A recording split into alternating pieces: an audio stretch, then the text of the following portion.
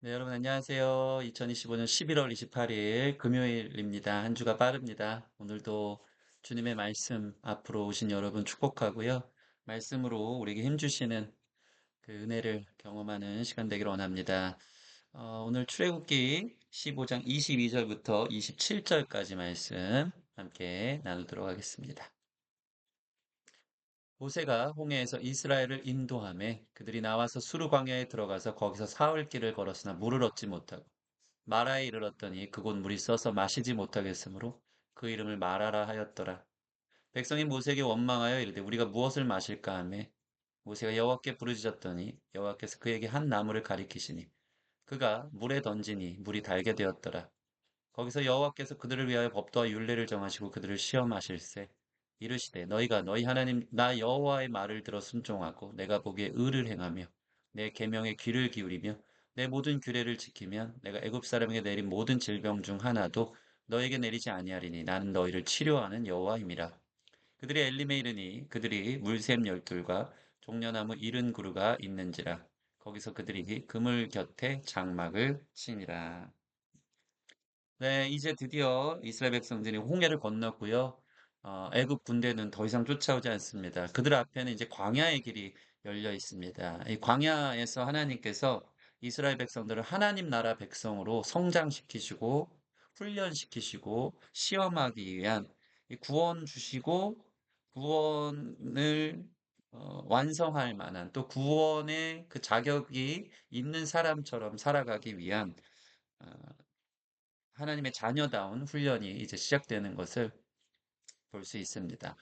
하나님의 자녀로 하나님이 훈련하기 위한 그 특징, 가장 중요한 게 오늘 본문에 나오거든요. 사실 이 시험 가지고 이스라엘 백성들 40년 광야에서 시험을 합니다. 시험을 받습니다. 그러나 통과하지 못하는 부분들이 많죠.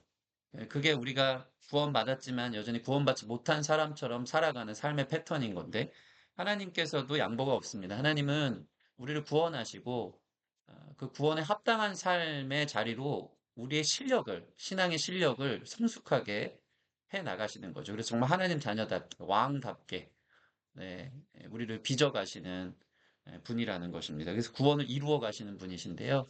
그 훈련 가운데 저와 여러분도 초청된 줄 믿습니다. 그 패턴이 오늘 정확하게 나와 있습니다. 오늘 그래서 한 가지를 적용하기를 원하는데 거기서 여호와께서 그들을 시험하실세라고 25절에 나온 이 본문으로 하나님이 우리를 시험하시는 이유, 또 무엇을 시험하시는지에 대해서 함께 좀 보기 원합니다. 자, 이스라엘은 놀라운 찬양과 감사 뒤에 홍해를 건너고 출애굽기 15장 전반부는 미리암의 노래, 모세의 노래, 이스라엘의 노래, 그 놀라우신 기적 뒤에 하나님 앞에 당연히 찬양과 감사가 나왔죠. 여러분 이것은 사람이라면 당연한 겁니다. 내게 좋은 일이 벌어지지 않았습니까? 대적이 쫓아오지 않고 구원을 받았고 기적을 본 겁니다.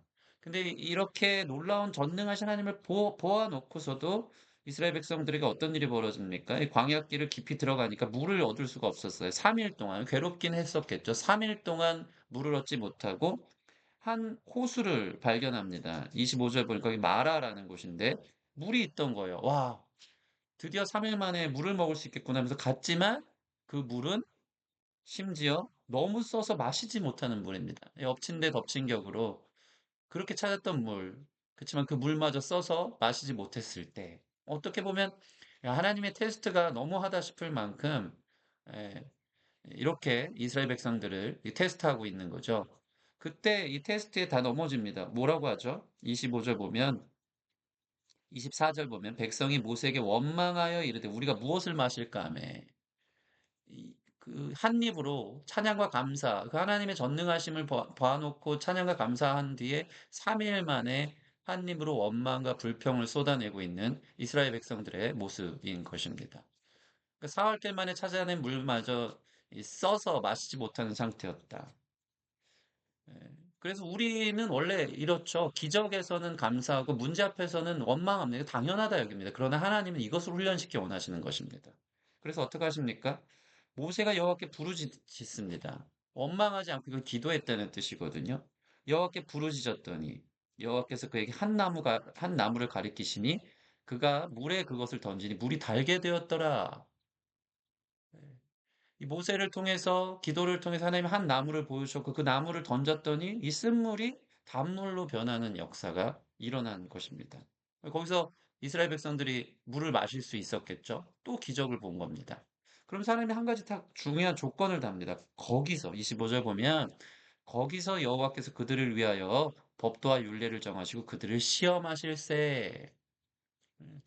바로 이 원망했던 그러나 또 하나님께서 기적을 베풀어서 물을 달게 바꾸셔서 또 그들에게 마실 물을 공급했던 거기서부터 하나님이 시험, 이스라엘 백성들을 훈련시키신다라는 것입니다. 이 훈련은 무엇일까요? 그것은 하나님 신뢰하기 훈련인 것입니다. 하나님 신뢰하기 훈련.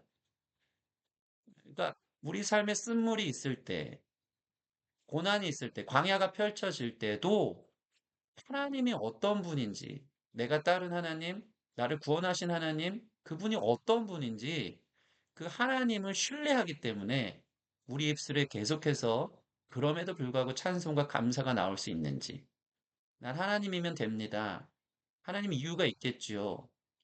하나님 뜻이 있겠지요 하면서 원망불평이 아닌 기다리고 감사하고 또 주님의 말씀에 순복할 수 있는 그 시험의 테스트, 그 훈련을 하나님이 시키시고 거기서 통과하도록 이스라엘 백성들을 일부러 그렇게 두셨다는 것입니다. 여기 보면요. 많은 신학자들이 25절 보면 모세가 여호와께 부르짖었더니 여호와께서 그에게 한 나무를 가리키시니 이 한 나무를 십자가다라고 이야기하는 그렇게 영적으로 해석하는 부분들이 있습니다. 저는 정말 그렇게 해석해도 무방하다 생각합니다. 십자가를 던지니까 쓴물이 단물로 변했거든요. 십자가는 무엇입니까? 하나님의 사랑입니다. 그 아들 전부를 주신 하나님의 놀라운 은혜입니다. 하나님의 십자가, 예수 그리스도의 십자가의 그 사랑과 그 은혜, 또 죽음에서 생명으로 바꾸신 그 놀라운 그 십자가 안에서 우리 인생에 하나님 신뢰하지 못할 일이 없다는 것입니다. 십자가를 통과하면, 십자가의 은혜를 깨달으면, 거기서 내 인생의 어떠한 어려움과 광야의 훈련에서도 원망 불평보다는 하나님 이유가 있겠지요. 나를 너무나 사랑하시는 하나님의 뜻이 있겠지요. 하면서 기다릴 때 십자가를 통과하여 그곳에서 단물을 뽑아낼 수 있는 하나님의 은혜를 찾고 또 감사할 수 있는 사람이 되는 겁니다. 그래서 단순하자면 여러분 우리 삶의 훈련이요. 단순하게 좋은 일 있을 땐 누구나 감사할 수 있고요. 힘들 때는 원망하는 것을 당연하게 여기는 게 아니라 하나님의 자녀로서의 훈련은 광야에서 이 광야의 레슨에서 하나님의 뜻과 이유가 있는 줄 믿고 부르짖어 기도하며 이 광야 속에서 세상 사람들과 또 하나님 믿지 않는 사람들과 똑같은 태도가 아닌 거룩한 반응들을 하나님이 요청하고 있는 겁니다. 그 훈련하는 겁니다. 힘들지만 이유가 있고 힘들지만 하나님 뜻이 있고 힘들지만 이걸 통해 합력해 선을 이루시는 전능하신 하나님을 신뢰하도록 하는 것. 그게 바로 하나님 나라 백성의 자세인 겁니다.